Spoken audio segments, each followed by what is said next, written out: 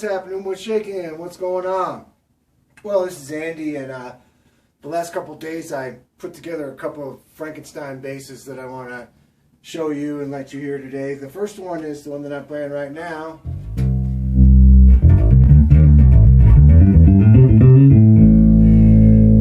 This one is like an old 1970s plywood Hondo body with a 1983 Fernandez neck. It has a set of Bartolini original series passive pickups and the Tone Merchants TBX tone circuit passive harness. It's got a brushed aluminum pickguard on there. This neck is great. It's got a really dark black rosewood fingerboard.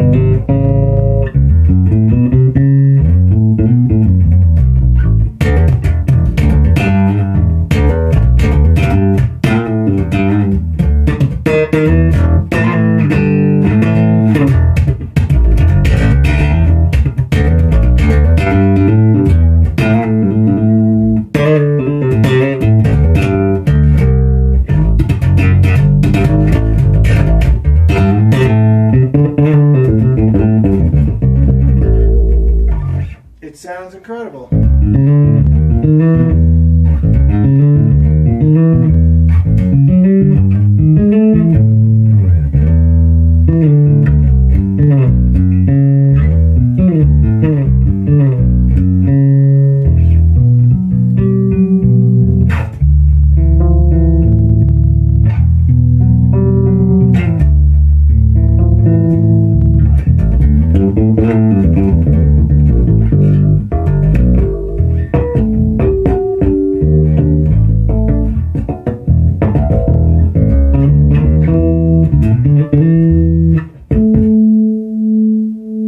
Just put new strings on it.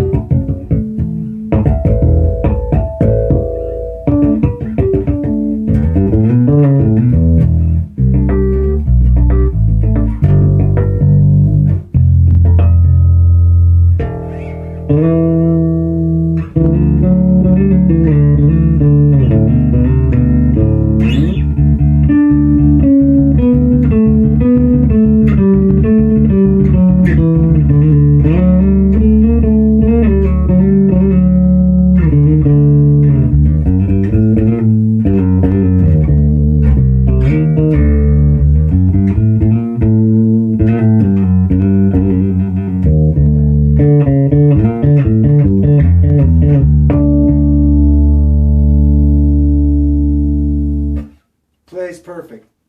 Alright, so now I'll show you the other one. This all kind of started with the passing of Bill Bartolini. I reconnected with my friends at Bartolini just, when he passed, and, it was like kind of a sad time and everything like that, and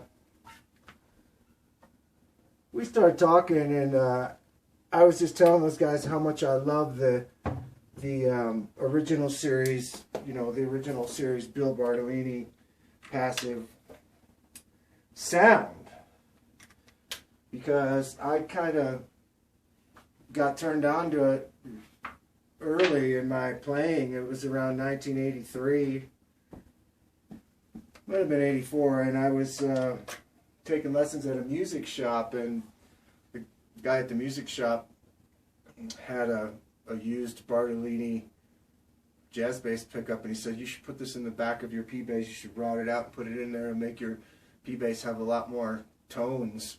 And that's what I did, and that was the first time that I ever tried a Bartolini pickup, and that specific pickup and that specific sound was just like an epiphany sort of for me when I was just a teenager, and then throughout the years I've had a lot of basses with Bartolini pickups in them, and I still do.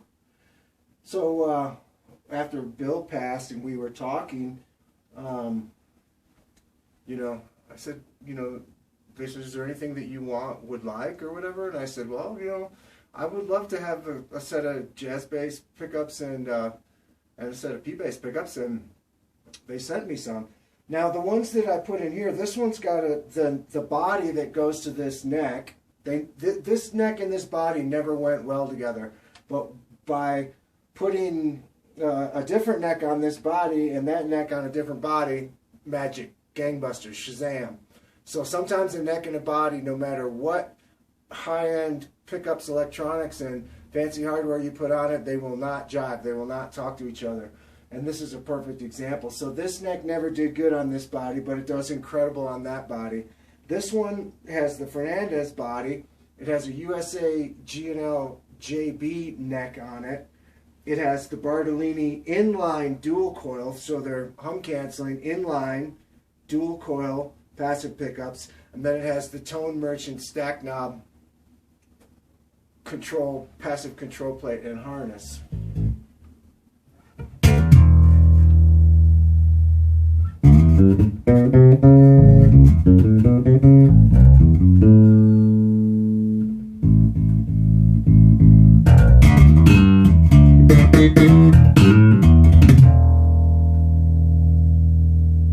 Considerably less output, you know. And here's the thing about having a lower output in passive mode. That's not really a problem, because it just gives me more ability to use the gain stage of the amplifier. And I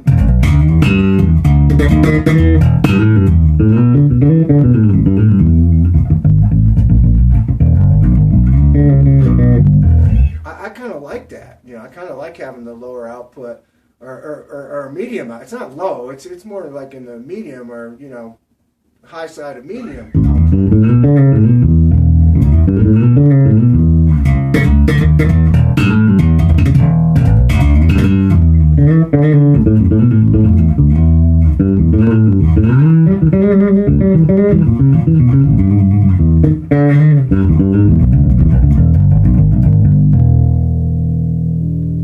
It's just the neck pickup.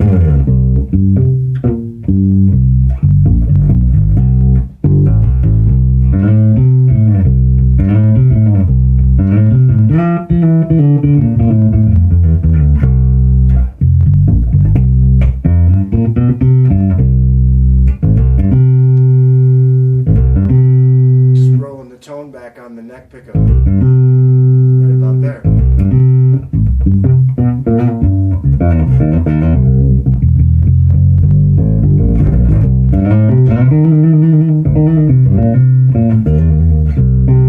And now we'll go to just the bridge pickup.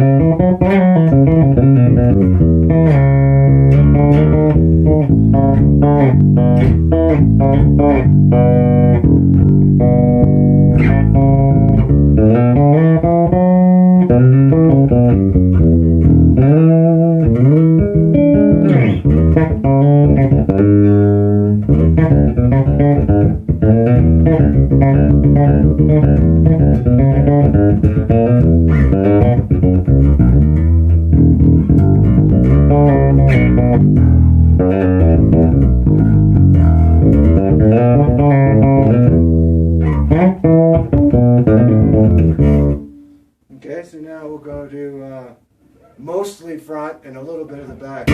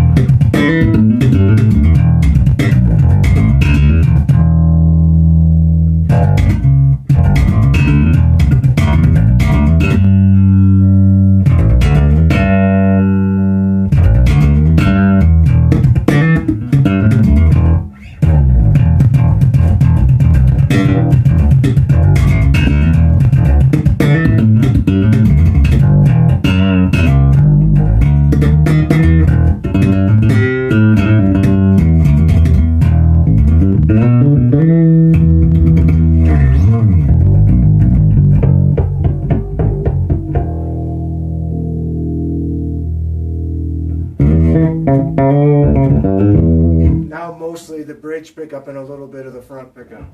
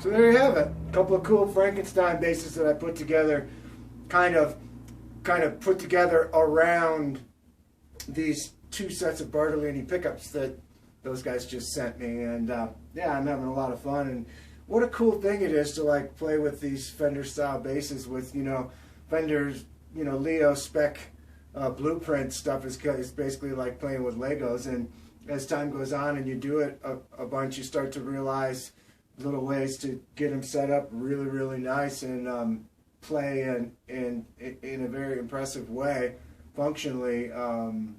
You know, no fret buzz and no ghost wolf tones and no you know, sympathetic vibrations and rattles and things like that, and to be intonated really nice and play real nice and sound great. So another thing, this one has the KSM bridge on it, which is a really cool bridge. It's a little bit I wouldn't say it's easy to adjust, but once you get it set, it stays put perfectly, and it's really nice. But you know, it's got kind of like, it's not the easiest one to adjust. There's definitely bridges that are a whole hell of a lot easier to make adjustments to.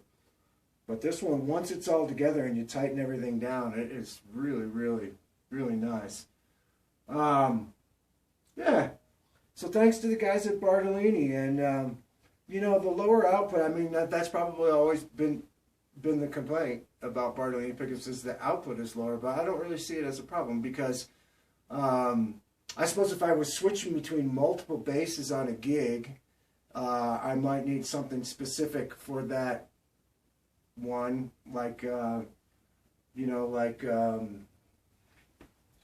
something like this. The Sadowski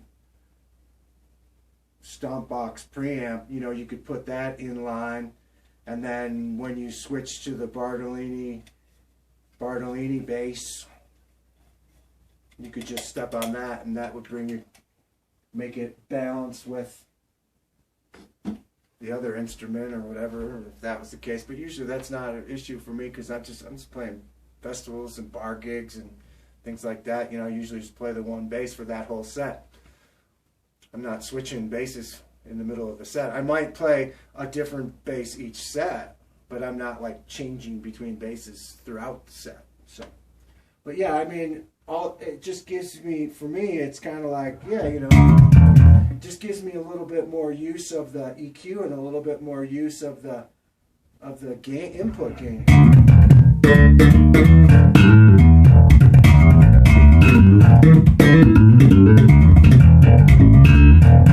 I mean, basically what I'm saying is I would rather have it be a medium output and then turn it up and and add EQ and do things to it, rather than have it be like over the top and having to tame it and having to, you know, like really, really compress it or calm it down or settle it down.